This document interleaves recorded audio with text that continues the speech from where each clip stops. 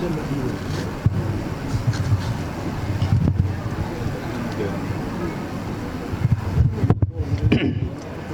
الله والصلاة والسلام على رسول الله وعلى آله وصحبه أجمعين. أما بعد، سيدي فخامة الرئيس جمهورية الصومال محمد عبد الله فرماجو، سيدي معالي رئيس مجلس البرلمان، سيدي معالي رئيس وزراء، أصحاب السعادة والمعالي، ضيوفنا الكرام، السلام عليكم ورحمة الله وبركاته. قال الرسول صلى الله عليه وسلم: من لا يشكر الناس لا يشكر الله. يشرفني أن أتقدم نيابة عن أسرة المرحوم الوالد عبد الرحمن عمر عثمان إنجنير ياريسو بخالص الشكر والامتنان إلى سيدي فخامة الرئيس وإلى خالص الشكر والامتنان إلى جمهورية فدرال الصومال.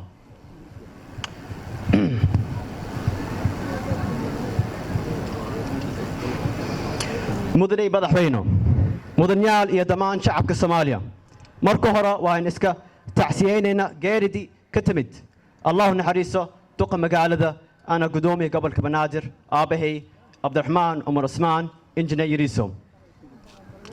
Allahu naxariiso aaba Cabdiraxmaan ma uusan ka dimin oo keliga qoyskiisa, laakiin waxa uu ku geeriyooday shacabka iyo qaranka Soomaaliyeed. mudane madaxweyne, waxaan ummadda Soomaaliyeed kaga madax celinayaa ducada alla garab taagan yahay intii uu hosbitaalka ku jiro iyo markii uu geeriyooday kadib iyo maanta oo aanan taagannahay inaan ducayno. fajazaakum allahu khayran. madaxda dowladda waxaan kaga madax celinayaa dadaalkii iyo juhdiga ay ku bixiyeen aabahay. mudane madaxweyne, الله نحريس آبا وحنو أهانين شقوين بدن كسو قابة دولة وحنو مهد إلنا يا دمان انتو لسو شقية آباهي إنجنير ياريسو وكو قربسي كربكيسان إن شقديس اوكا قول غارو شعب قبل الصوماليا وحان إذن باقايا إنان حال كيدا كسي ودان هولدي الشقدي وعاصمدان كودا آباهي si caasimadan u noqdo mid horumarta. mahadsanid mudane madaxweyne. If you allow me, Your Excellency, Mr. President, just to express a few words in English. Okay.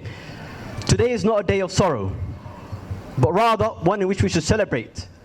What are we celebrating? We are celebrating the success and the legacy of my father. My father had a vision. And within this vision, he believed Mogadishu will one day become a place of peace, where we can easily roam and walk across the streets with no fear of anything.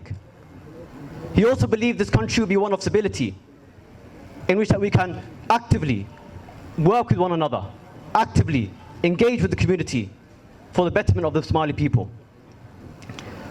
He also believed and had an idea of a vision of a 21st century progressive politics within Somalia. The idea of a one man, one vote. The idea that all of us, we are citizens and we can engage within the Somali community. A lot of you throughout the past few days have told me that my father came to this country as a sacrifice and he left the family behind. I don't believe this was a sacrifice. I believe this was his duty. Just as it is a duty for all of us standing here today to engage within our country for the betterment and the future of Somalia.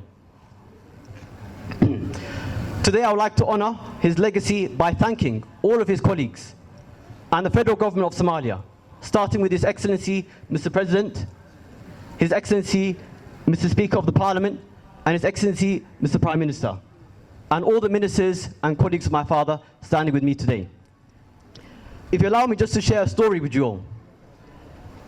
A lot of people inform me that when my father was here in this country, he would easily roam the streets, he would visit many community centers, and he would visit people in very scary locations.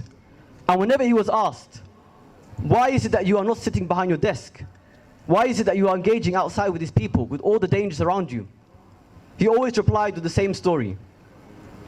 That because of the qadr Allah, the day of his death was always written, and nobody will take that away from him. So for this, he will not cower behind or sit behind any desk or behind his office, but instead he will go with the Somali community and he'll be wherever he needs, wherever his job takes him, he will go there as well. And in this, I would like to thank the federal government of Somalia and all those around me for all the support they have given me. Wassalamu alaikum wa rahmatullahi wa barakatuh.